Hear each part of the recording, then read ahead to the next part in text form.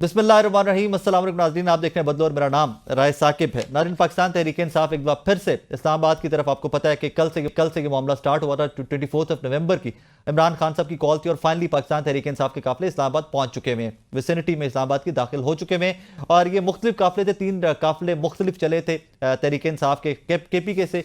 कुछ छोटे मोटे काफिले पंजाब से भी चले हुए हैं, क्योंकि पंजाब में सख्तियां जिस कदर हैं, वी ऑल नो दैट कि वहां पर जमहूरी हक भी जो है किसी भी सियासी जमात का, वो भी एट दिस मोमेंट देने से हुकूमत पंजाब थोड़ी सी कतराती नजर आती है। बहरहाल फिर भी मेहर अब्दुल सत्तार और कुछ सरगोदा के काफिले जो है तहरीक इंसाफ के, वो भी इस्लामाबाद की विसिनिटी में पहुंच चुके हुए हैं। अब कहानी यहाँ पे ये है कि माजी में भी धरने जलसे जुलूस इस्लामाबाद में काफी लंबे लंबे चले। उनसे पॉलिटिकल मोटिव या पॉलिटिकल गोल जो थे, वो किसी भी सियासी जमात ने किस कदर अचीव किए, ये बहुत बड़ा सवाल है। माजी के धरनों की थोड़ी सी मैं तारीख आपको बता दूं कि 2007 में वकला तहरीक कामयाब होती नजर आई थी, एक बड़ी तहरीक। वो एक साबिका डिक्टेटर, साबिका सदर जनरल रिटायर्ड परवेज मुशर्रफ मरहूम के खिलाफ थी। उसके बाद 2014 में पाकिस्तान तहरीक इंसाफ ने धरना दिया था और तारीख रकम की थी 126 दिन का धरना देके इस्लामाबाद में। क्या सवाल आज भी है कि क्या वो 126 दिन के धरने से कोई गोल अचीव किया था पाकिस्तान तहरीक इंसाफ ने? क्या गवर्नमेंट खत्म कर सकी थी एट दैट टाइम? उसके बाद 2019 में पाकिस्तान तहरीक इंसाफ की हुकूमत बन चुकी थी। 26 अक्टूबर को JUIF ने भी कराची से इस्लामाबाद मार्च का आगाज किया था, जिसका नाम आज़ादी मार्च रखा गया था। फिर उसके बाद 2022 में एक महंगाई मुकाओ मार्च हुआ था। बिलावल भुट्टो जरदारी साहब, मरियम नवाज साहिबा, हमजा शहबाज साहब, ये आप तमाम लोग आपको नजर आए थे और उस मार्च को मैंने कवर किया हुआ है। दैट इज द रीजन मेरे वो स्माइल आई है फेस के ऊपर कि 2 बड़ी सियासी जमातें मुल्क की जो थी, उन्होंने वो मार्च किया था और गिने चुने लोग उस मार्च में इस्लामाबाद पहुंचे थे। आई रिमेंबर बिलावल भुट्टो जरदारी साहब जब लाहौर में खिताब कर रहे थे दादा दरबार से कुछ देर पहले, गवर्नमेंट कॉलेज के बिल्कुल सामने वो खिताब कर रहे थे, तो I was covering that even too. एक और सवाल जो आज अक्सर लोग डिस्कस कर रहे हैं कि एक सूबे का CM देखें जी इस्लामाबाद की तरफ चढ़ाई करता हुआ आ रहा है, तो मुझे इसी मार्च से याद आया कि इस मार्च में बिलावल भुट्टो जरदारी साहब के साथ भी बेतहाशा सरकारी गाड़ियां थी। रीजन कि तब पीपल्स पार्टी की गवर्नमेंट थी सिंध में भी, और ये मार्च का आगाज बिलावल भुट्टो जरदारी साहब ने सिंध से किया था। एनीवेज 26 मार्च 2022 को आगे से मुस्लिम लीग नून की जानिब से लाहौर से इस्लामाबाद तक मार्च किया गया था और फिर 2024 के अंदर जमात इस्लामी ने भी एक महंगाई मुकाओ मार्च किया। खैर, जमात इस्लामी ने तो क्या अचीव किया, वो तो बिजली महंगी और पता नहीं क्या क्या कि उसके खिलाफ मार्च करने आए थे और जब वो वापस जा रहे थे तो बिजली मजीद महंगी कर दी गई थी। That is how it is. बहरहाल आज इसी के ऊपर बात करते हैं कि क्या पाकिस्तान तहरीक इंसाफ अपने अहदाफ अचीव कर सकेगी इस मार्च को लेकर, इस एहतजाज को लेकर। क्या इमरान खान साहब जेल से बाहर आते नजर आ रहे हैं? और फिर एक मेरा खदशा है, मैं उसके ऊपर बात इसलिए करना चाहता हूं कि खदशात हैं तो खदशात के ऊपर खुलकर बात की जानी चाहिए ताकि सिचुएशन को टैकल भी किया जा सके। अल्लाह ना करे, अल्लाह कभी ना करे, अगर ये जो लोग आ रहे हैं पाकिस्तान तहरीक इंसाफ के, ये इस्लामाबाद में पहुंच के अनकंट्रोलेबल हो जाते हैं, तो who is going to be responsible for that? इसी सारी सूरत पे बात करते हैं। सीनियर सियासतदान फवाद चौधरी साहब मेरे साथ मौजूद हैं। फवाद साहब, अस्सलाम वालेकुम सर। कैसे मिजाज सर? खैरियत से? फवाद साहब, सिचुएशन सारी हम श्योर कि आप भी बड़ा कीनली ऑब्जर्व कर रहे होंगे। पाकिस्तान तहरीक इंसाफ के KP से काफी लोग हैं जो इस्लामाबाद तकरीबन पहुंच चुके हुए हैं। इस सिचुएशन को सर अवॉइड किया जा सकता था? 100% किया जा सकता था। मैं तो पहले ही दिन से कह रहा था कि भाई मॉब बनने का इंतजार नहीं करते, ये सिचुएशन हमेशा मॉब से पहले कंट्रोल करते हैं। और दूसरी उसकी वजह ये है कि देखिए इस वक्त कोई ये मॉब किसी के कंट्रोल में नहीं है, ना ही इमरान खान की फैमिली का कोई इतनी वो आवाज है कि उन पे अमल करेंगे, ना ही अली अमीन या बाकी लीडरशिप की कोई उस तरह की कंट्रोल है इन लोगों पे। ये सिर्फ इमरान खान की बात सुनते और मानते हैं और वो जेल में है। तो जब ये इकट्ठा हो जाएगा मॉब, तो इसमें आप कंट्रोल फिर किसी के पास नहीं होगा। और हुकूमतें कभी भी ये नहीं करती, अक्लमंद लोग, कि आप जो है वो मॉब इकट्ठा होने दें और फिर उसके बाद आप कहेंगे अल्लाह अब क्या करें। ये तो नहीं होता। आपको पहले दिन से ही इसको मैनेज करना चाहिए था। अब 3 दिन से इस्लामाबाद पूरा पाकिस्तान बंद है और लग नहीं रहा कि अगले 2-3 दिन भी खुल सकेगा। आई थिंक अब ये कोई डेवलपमेंट चल रही है हुकूमत की और PTI के मुज़ाकरात चल रहे हैं, क्योंकि धरने का पॉइंट डिक्लेयर कर दिया जाए। आई थिंक ये काफी हाई लेवल पे मीटिंग इस टाइम भी चल रही है। धरने का हाई लेवल पॉइंट डिक्लेयर करने का कोई फायदा नहीं होना। असल में तो देखें, जो इम्पोर्टेंट चीज है, 3 शराइत है। पहली शर्त है कि जी मैंडेट वापस करें, दूसरी शर्त है कि 26वीं आईनी तरमीम वापस करें, और तीसरी है कि पॉलिटिकल प्रिजनर्स को आप रिलीफ दें। ये जो तीसरी शर्त है, इसके ऊपर हुकूमत को जो है वो फौरी अमल करना चाहिए और करना होगा। इससे कम के ऊपर जो है मेरा नहीं ख्याल इमरान खान जो है वो धरना कोई पॉइंट के ऊपर आके या बात के ऊपर होगा। इन्हें डेफिनेटली इमरान खान को, एजाज चौधरी साहब को, शाह महमूद कुरैशी साहब, सर महमूद ये एक कुरैशी, स्टार्टिंग पॉइंट, साहब, यास्मीन राशिद साहिबा, एजाज चौधरी साहब, ये बड़ा एक अच्छा स्टार्टिंग पॉइंट हो सकता था अगर उनको रिलीज कर दिया जाता पैरोल पे तो। यही बात हो रही थी। मैं तो हैरान ही हूँ कि हुकूमत इस पे भी नहीं मानी। पता नहीं कौन अक्लमंद लोग हैं इनके भी जो कहते हैं कि नहीं नहीं पहले जी जो करना है कर लें फिर हम देखेंगे। हम्म। हुकूमतें ऐसे थोड़ी करती हैं। हम्म। मतलब आपने 18 8 फरवरी का अवाम का फैसला ही पूरा पलट दिया। आपने हम्म। 17 सीटों के ऊपर वज़ीर आज़म बना दिया। हम्म। आपने 27 सीटों के ऊपर सदर बना दिया। फिर अदालतों में जिस जज से कोई रिलीफ मिलता है, आप देखिए उसके बेचारे के खानदान के साथ क्या हो। आप एंटी टेररिज्म के जजेस को उठा के ले गए। हम्म। आपने उनकी अदालतों में फायरिंग करवा दी। आपने सुप्रीम को जो हाई कोर्ट के जज थे उनके साथ बेचारों के साथ क्या हुआ, फिर अल्टीमेटली आपने सुप्रीम कोर्ट ही खत्म कर दी। हम्म। तो अब लोग क्या करें? एहतजाज के अलावा मुझे आप बताइए। फवाद साहब, जो स्नैरियो आप बता रहे हैं, अनफॉर्चुनेट जो स्नैरियो आप बता रहे हैं कि जजेस, सुप्रीम कोर्ट, हर चीज़ तो कंट्रोल कर ली गई, तो उसके बाद हुकूमत के लिए चंद हज़ार या चंद लाख भी कह लीजिए उन लोगों का एहतजाज, आपको लगता है कि बहुत बड़े मसाइल का जन्म ले सकते हैं मसाइल यहाँ से? नहीं, वो देखो ना, होता ये है कि जब आपकी अपोजिशन तो आपकी होनी है। हाँ। हमारे जैसे लोगों को आपने ठुड्डे मुक्के मार के निकाल दिया, जेलों में डाल दिया। हम्म। आपने हमारे इलेक्शन हमें नहीं लड़ने दिए। हम्म। अब आप जब हम जैसे लोग जो गैर मुसल्ला है, जिनकी कैपेसिटी भी नहीं है, हम बंदूकें लेके या तोपें लेके जो है वो वापस तो नहीं खड़े हो सकते या कोई पहाड़ों पर नहीं चढ़ सकते ना, हम्म। तो हम साइड पे हो जाएंगे। हम्म। लेकिन फिर क्या होगा? We will be replaced with the people जिनके पास बंदूक होगी। हम्म। आपकी पोजीशन तो होनी है। हम्म। आप हमें रिप्लेस कर देंगे और हमारी रिप्लेसमेंट जो है वो बंदूक वाला होगा। हम्म। और आप उससे मुकाबला कर लें जो बलूचिस्तान में हो रहा है, जो केपी में कई जगहों के ऊपर जो है वो आप देख रहे हैं। ये पॉलिटिकल मसाइल हल ना करने की वजह से हम पहुंचे हैं ना यहाँ हम्म। पे। जो इस वक्त एक सुलगते हुए हमारे सियासी मसाइल हैं, समाजी मसाइल हैं, जब आप उनको हल नहीं करते तो अल्टीमेटली वायलेंस की तरफ चले जाते हैं। तो आप वायलेंस की तरफ चले देखिए, जाएंगे। एज यू सेड के रिप्लेसमेंट पॉलिटिकल फिगर्स की उन लोगों के साथ हो चुकी होगी, जिस तरह आप कह रहे हैं कि आप लोग रिप्लेस कर दिया गया जो बंदूकों वाले हैं, तो सर ये बड़ी वायलेंस की तरफ सिचुएशन जाती है। आप जिस तरफ इशारा कर रहे हैं वो तो अनकंट्रोलेबल सी चीजें, और पता नहीं इसका एंड पॉइंट फिर क्या होगा। तो फिर यही होता है ना राय साहब, जब वैक्यूम तो नहीं ना रहते। देखिए ना, हाँ। अब आपकी जो ओपिनियन है, आपने क्या किया है? पहले आपने पाकिस्तान में आइन खत्म हो गया। हाँ। आपने एक चलती हुई हुकूमत को जबरदस्ती जो है वो फारग किया। फिर आपने इलेक्शंस 90 दिनों में आपने कराने थे, असेंबलियां टूटी, आपने इलेक्शन नहीं कराए, आपने आइन खत्म कर दिया। हम्म। फिर जो भी टूटे भजे इलेक्शन हुए उसमें लोगों ने बाहर निकल के अपना फैसला सुनाया। आपने लोगों का फैसला बदल दिया। हम्म। आपने अदालतें जो है वो खत्म कर दी। जो मुझे आप बताइए कि आपने जब कोई पुरअमन या विदाउट कॉन्फ्लिक्ट का कोई कॉन्फ्लिक्ट रेजोल्यूशन का कोई प्रोसेस ही नहीं छोड़ा, तो लोग क्या करेंगे? हम्म। फिर बंदूकें उठाएंगे ना लोग। तो जाहिर है फिर हमारे जैसे लोग साइडों पे हो जाएंगे और जिनके पास बंदूकें होगी वो फिर अब लोगों को फवाद रिप्रेजेंट साहब, करेंगे। वी ऑल नो दैट कि सारा जो मेस क्रिएट हुआ है ये है तो पॉलिटिकल मेस, लेकिन एट टाइम्स ये भी लगता है कि इस पॉलिटिकल मेस की कुंजी या इस गुत्थी को सुलझाने की कुंजी हुकूमत के पास भी नहीं है। सर कुंजी है किसके पास? इन मसाइल से निकलना तो है ना, इवेंचुअली इस कौम ने, इस मुल्क ने निकलना तो है ना। नहीं नहीं, वो एस्टैब्लिशमेंट और गवर्नमेंट एक ही है ना, वो हम्म। अलग अलग थोड़ी होते हैं। हम्म। देखिए, इशू यही है कि मुझे तो समझ नहीं आती कि मैंने आज भी ये ट्वीट भी किया है कि देखें, जो सीनियर एलिमेंट है नून लीग में, पीपल्स पार्टी में, हम्म। ख्वाजा साद रफीक है, राना सनाउल्लाह है, आजम तारड़ है, मुजद्दिक मलिक जैसे लोग हैं, और भी आई एम श्योर उनमें जो है वो लोग होंगे कैबिनेट में। और इवन जो नून लीग में सीनियर फिगर्स हैं, इसी तरह पीपल्स पार्टी में नवीद कमर साहब हैं, हम्म। और खुर्शीद शाह साहब हैं, और लोग हैं। इन लोगों को मुझे नहीं समझ आती कि सारी उम्र इनकी पॉलिटिक्स हो गई है तो क्या ये प्रोटोकॉल के लिए सिर्फ एमएनए सेनेटर बनते हैं? वो तो इतने अमीर हैं कि अपनी गाड़ियां खुद रख लें, आगे पीछे हुटर लगा लिया करें। हम्म। आपका पॉलिटिक्स का तो मतलब ये होता है ना कि कोई आपने दूसरों की जिंदगी में कुछ चेंज के लिए आप काम वैल्यू कर ऐड करें सकें, कोई।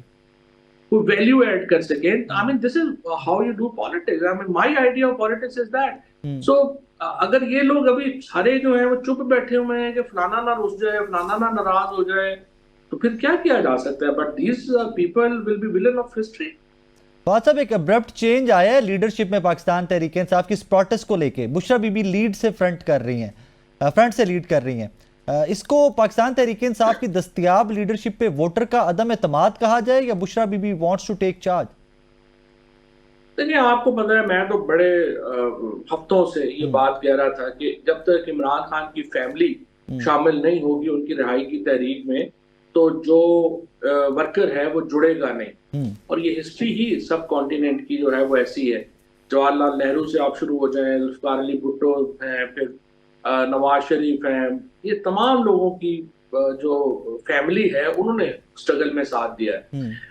तो बुशरा बीबी के आने से डेफिनेटली जो तहरीक इंसाफ का वर्कर है वो जुड़ रहा है तहरीक के साथ, और उनके आने से डेफिनेटली एक नई जान पड़ी है तहरीक इंसाफ में।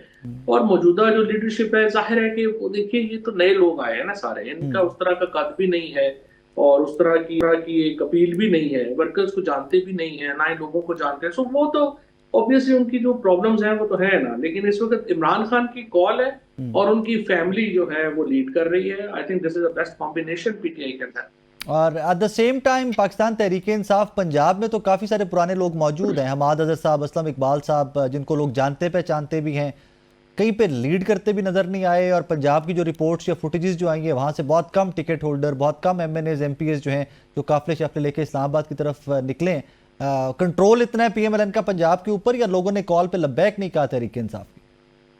नहीं देखो ना, अगर आपने जो लोग हैं वो घरों से निकले हैं और आगे 300 पुलिस वाला खड़ा हुआ है, तो मुझे आप बताएं ना वो क्या करें। हाँ ये जरूर है कि चूंकि ऑर्गेनाइजेशन नहीं थी, अगर तो ऑर्गेनाइजेशन होती और 50,000 बंदा इकट्ठा हो जाता है किसी जगह पे, फिर पुलिस कुछ नहीं कर सकती। लेकिन जब आप पीटीआई ने जो सोचा नहीं, जो पंजाब में जो सोचा नहीं या सिंध में जो सोचा नहीं, वो ये नहीं लोकल लीडरशिप ने सोचा कि हमने कैसे इंडिविजुअल को बचाना है एट्रोसिटीज से।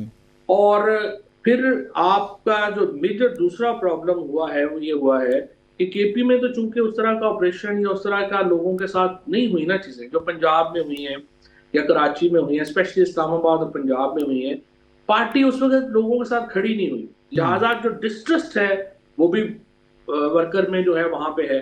तो ये दो वजूहात की वजह से, वरना लोग तो इमरान खान के साथ है, इसमें तो दो राय नहीं। फवाद साहब, एक मिथ पाई जाती है पाकिस्तान की पॉलिटिक्स में कि फैसला साज या जो डिसीजन मेकर्स हैं पाकिस्तान के, they always want to test politicians कि पहले दिखाएं what you can do and then will talk to you. Pakistan Tehreek Insaf ने इस प्रोटेस्ट को लेके हैव दे परफॉर्म्ड वेल कि अब उनके साथ बैठकर कोई बाकायदा मुशावरत या बाकायदा मुज़ाकरात कोई मंतकी अंजाम तक चीज़ों को ले जाने के लिए हो जाए? अभी 2-3 दिन लगेंगे मुझे लगता है, 2-3 दिन और अगर प्रेशर बरकरार रहेगा तो फिर शायद जो है वो पीटीआई अपनी शराइत के ऊपर बात कर सकेगी। इससे पहले मैं तो समझता हूँ कि अगर थोड़ी सी भी अकल है तो बात तो हमेशा करनी चाहिए जब आप मजबूत हो, और कोशिश करनी चाहिए कि उस वक्त बात हो ताकि आपकी बात जो है वो ज्यादा मानी जाए। लेकिन अगर 2-3 दिन और इसी प्रेशर में चले गए तो फिर तो पीटीआई की शराइत पर बात होगी ना, फिर हुकूमत या एस्टेब्लिशमेंट की शराइत पे बात तो नहीं होगी। एंड 2-3 दिन, what do you mean by that कि ये धरना दे के इस्लामाबाद में मौजूद रहें या पीछे से और लोग आते रहें? What do you exactly mean by that? मेरे ख्याल में तो अभी आए ही ना, अभी 1-2 दिन और लगाए हमने आने में। पंजाब में तो अभी जो है वो बिल्डअप शुरू नहीं हुआ, तो 1 दिन और लगाए, और पंजाब अनलॉक हो गया तो फिर तो वैसे ही काम खत्म हो गया ना। असल में तो अनलॉक पंजाब को करना है। आपने पंजाब देखें किस दिन पंजाब अनलॉक हो जाता है, किस इंसिडेंट पे अनलॉक हो जाता है। तो जहां भी 50,000 बंदा पंजाब में जमा हो गया तो बात खत्म हो। बस अब इस पे आई एम श्योर कि आपके पास कोई ना कोई इन्फॉर्मेशन भी होगी। तहरीक इंसाफ ने लास्ट मोमेंट तक सोल्यूशन की तरफ एंगेजमेंट की कोशिश की है कि यार कोई फेस सेविंग या कोई वे आउट दे दो, let's sit together talk about it, या यहाँ पे एरोगेंस दोनों तरफ से दिखाई गई है? नहीं, पीटीआई ने बड़ी कंसेशंस दी हैं। मैं तो बड़ा हैरान हूँ हुकूमत के ऊपर भी, और कि इन्होंने कैसे, मतलब वो बेसिकली तो समझता है। सबसे बड़ी प्रॉब्लम यहाँ पे ये है कि ये जो ताकतवर हमारे हल्के हैं, लोग हैं, ये पाकिस्तान के अवाम को इज्जत देने को तैयार नहीं है। तो समझते हैं इनकी हैसियत नहीं है। ये बड़ी एक अनफॉर्चुनेट बात है। और जितना मैं समझता हूँ कोई इशू नहीं था कि पॉलिटिकल प्रिजनर्स को रिलीफ देने के ऊपर अगर बात शुरू हो जाती और बात हो जाती तो इसमें क्या प्रॉब्लम। मुझे मायूसी है इस बात की कि बात बड़ी करीब पहुंच के जो है वो पीछे चली। जिन नामों की आपने और मैंने जिक्र किया फवाद साहब, सेनेटर एजाज चौधरी साहब हो जाएं, डॉक्टर यास्मीन राची साहब हो जाएं, वो डायरेक्टली नॉमिनेटेड है 9 मई की एफआईआर में 96/23 कोर कमांडर हाउस वाली, तो उससे अगर वो लोग रिलीज होते हैं तो 9 मई वाले सारे नैरेटिव को भी तो स्ट्रेट अप झटका लगता है ना। वो भी तो एक बड़ी डिमांड है ना, ह्यूज डिमांड है वो भी तो यार अब 2 साल हो गए हैं ना, 20 महीने हो गए हैं, 20 महीने आप ये तो नहीं होता ना कि जमानत भी ना दें। कोई मतलब आपने लॉ भी तो देखना है ना क्या हुआ है वहां पे। डेथ अगर डेथ में मुलव्वस हो तो भी जो है वो 1.5 साल के बाद कौन सा जज जो है वो होल्ड करता है। तो अब आप मुझे बताएं ना कि अगर वो उसको जो है लेट से आप उन इल्जामात, वैसे तो आप एफआईआर और एविडेंस पढ़ें तो उस पर मतलब अब क्या सजा, कौन जज बेचारे को जबरदस्ती को बंदूक के ऊपर रख के सजाएं दिलवानी है ना, और तो कोई हाल नहीं। अदरवाइज तो जो 9 मई के केसेस की जो शहादतें हैं या एविडेंस है वो तो मजाक है ना। कोई जज उसको या वकील उसको कैसे उसके ऊपर सजा दे सकता है। अब तो यही है कि आपने पीछे बंदूक लेके खड़ा होना है कि भाई सजा सुनाओ, तो वो जज बेचारा सुना दे, उसके अलावा कोई हल नहीं है। और अगर आपने लेट से नहीं भी रिलीज करना तो हाउस अरेस्ट करते हैं। वो जो है यास्मीन राशिद अब 80 साल की कैंसर सर्वाइवर है, इजाज चौधरी साहब 70 साल के, 2 दफा उनका बाईपास हुआ है, महमूद रशीद साहब जो है, अब और क्या आपने उनसे निकालना है। और उमर चीमा बेचारा तो पता नहीं था भी, यानी शरीफ आदमी है ना, उसको कोई ताल्लुक ना कुछ, ऐसे ही फंस गया। बात साहब एंड में ये बताइएगा कि एक कल से खबर चल रही है कि जनाब खान साहब को बनी गाला हाउस अरेस्ट करने की भी कोई डील या कोई ये ऑफर की गई थी। डू यू थिंक अगर इसके ऊपर इम्प्लीमेंटेशन होता है तो ये तहरीक इंसाफ की चीजें बेहतरी की जानिब जाएंगी, या उसके बाद एक दफा खान साहब को वहां कन्फाइन करके उसके बाद दोबारा से एफआईआर, दोबारा से क्रैकडाउन? नहीं, मेरा ख्याल है टेम्परेचर नीचे आ जाएंगे ना। ये जो एफआईआर है या क्रैकडाउन तो 2 साल से हो रही है ना, वो उनकी गोलियां मारना रह गया ना, बाकी क्या रहे। तो अगर आपने देखें और 6 महीने लगाने चले तो आपने अल्टीमेटली तो बातचीत की तरफ ही आना है, अल्टीमेटली तो आपने सेटलमेंट की तरफ ही आना है। और देखिए इमरान खान है शोन कि कोई आदमी और उसके नजदीक भी नहीं है कि जो पाकिस्तान में कॉल दे जेल में बैठ के और पूरा पाकिस्तान स्टैंड स्टिल हो जाए। नॉट ओनली पाकिस्तान से बाहर देखें कितने बड़े बड़े प्रोटेस्ट हुए हैं पाकिस्तान से बाहर 62 मुल्कों में। And look at the political power of Imran Khan. और आप कह रहे हैं हम उसे रिस्पेक्ट नहीं देते। कोई भी बंदा जो कॉमन सेंस का होगा वो ऐसे आदमी को कैसे अपना पॉलिटिकल इंक्लूजन के बगैर आप समझते हैं कि मुल्क चल जाएगा। ऑब्वियसली इमरान खान को आपको लाना पड़ेगा। इमरान खान के बगैर नहीं पाकिस्तान की पॉलिटिकल इंक्लूजन होगा। वाह साहब, my last question to you sir, ये जिस तरह इस्लामाबाद पहुंच चुके हैं तहरीक इंसाफ के वर्कर लीडरान, अल्लाह ना करे कोई वायलेंस होती भी आप देख रहे हैं? मॉब आ जाए तो फिर क्या हो कह सकता है। और जिस तरह मैंने आपको बताया पीटीआई में कोई नहीं है जिसका ये कंट्रोल होगा कि वो कहेगा पीछे हट जाओ तो लोग पीछे हट जाएंगे, वो कहेगा आगे आ जाओ तो लोग आगे आ जाएंगे। फिर लोग आ गए तो फिर आ गए और फिर किसी का कंट्रोल नहीं है। इसीलिए तो मैं बार बार ये कह रहा हूँ कि पहले भी बातचीत से होना चाहिए था, नहीं हुआ, अब तो बातचीत से हो जाना चाहिए। वाद साहब, thank you so much your time. नाजरीन हमारे साथ मौजूद थे सीनियर सियासतदान। एक चीज जिसके ऊपर मुझे वाकई में ड्रेडिंग, मुझे खौफ आ रहा है कि जिस कदर लोग आ रहे हैं, जितना बड़ा नंबर है और जिस तरह लोग आ रहे हैं इस्लामाबाद की तरफ, ये सब के सब इस्लामाबाद एंटर हो जाते हैं ना, तो that is going to be difficult, very very difficult for government and even PTI to tackle them, to control them. So मैं बार बार एक ही चीज़, मैं हमेशा से, आपको पता है कि मैं जमहूर पसंद होते हैं, हमेशा से आइन, कानून, डेमोक्रेसी की बात करता हूँ। एहतजाज हक है यार, आइन ने हक दिया हुआ है, पुरअमन एहतजाज हक है, उनको वो एहतजाज का हक दीजिए। कदगने उतनी लगाइए कि लोग एग्जॉस्ट होते रहें। इस हद तक मत जाइए कि लोग एग्जॉस्ट होते होते फट जाएं। उनको आप इस हद तक कन्फाइन कर दें, इस हद तक दम घोंट दें लोगों का। तो I hope and I pray कि कुछ सैनिटी प्रिवेल करे। एक छोटा सा ब्रेक लेना है मुझे, ब्रेक के बाद वापस आएंगे तो डिस्कस करेंगे कि जनाब इससे तहरीक इंसाफ की मुश्किलात, इस एहतजाज से कम होएंगी, इमरान खान साहब की मुश्किलात कम होएंगी, या ये भी पॉसिबिलिटीज़ में है कि एक और नया क्रैकडाउन, एक और लहर चल पड़े तहरीक इंसाफ के वर्कर्स और लीडरान को गिरफ्तार करने की। एक छोटा सा ब्रेक, मेरे साथ रहिएगा।